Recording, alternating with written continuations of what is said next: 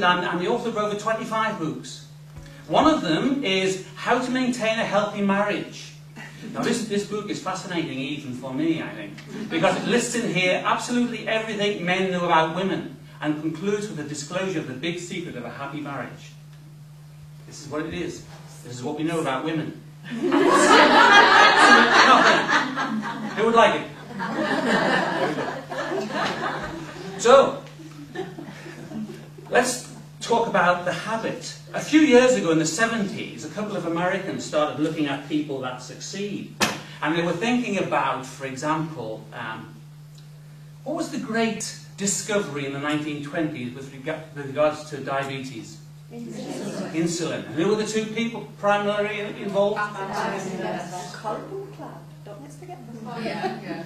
All right, now don't forget them. Who knows the name of the dog? Marjorie. Marjorie. You see, I never fail to be absolutely gobsmacked by the knowledge of people. Sometimes people say to me, because I offer over 100 different talks, how do you remember all those talks? In addition to the fact that I've got a book out there called How to Acquire a Remarkable Memory, I use simple techniques.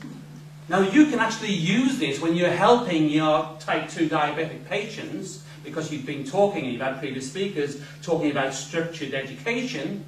So this particular session, I will give you an active demonstration on how you can teach your type 2 diabetic patients to remember the important stuff.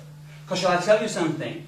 90% of your diabetic patients forget 90% of what you've told them within 90 seconds of them leaving your room.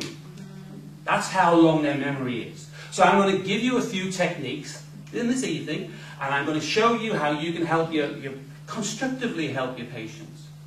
One of the systems that I use is I use acronyms.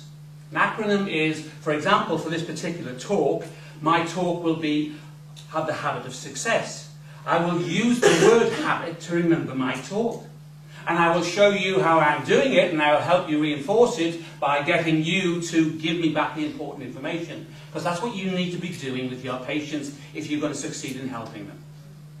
So the couple of Americans looking at people that succeed might have looked at Buntings and Best and Marjorie in the 1920s. People whose work was so fantastic, they were actually awarded the Nobel Prize. You know, those two Canadian doctors weren't the first. In fact, in the 1870s, somebody was doing exactly the same research.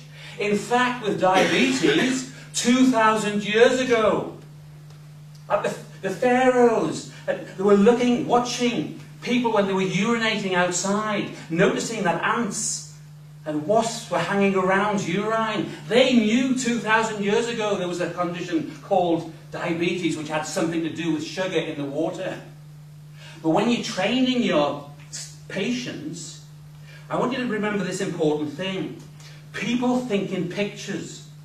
So you need to create pictures into the minds of your patients before they learn. We'll get into, if you want, I'll talk about hypnosis and how it works. I'll talk about the subconscious mind. Now, I remember, and I often use stories, which I think are interesting and also humorous. A doctor said to me, he says, you know what? He says, I remember my first day in a hospital. He says, I was a new trainee doctor. He said, and we had this guy there, a bit like the first speaker, a consultant. He says, except in those days they were called God.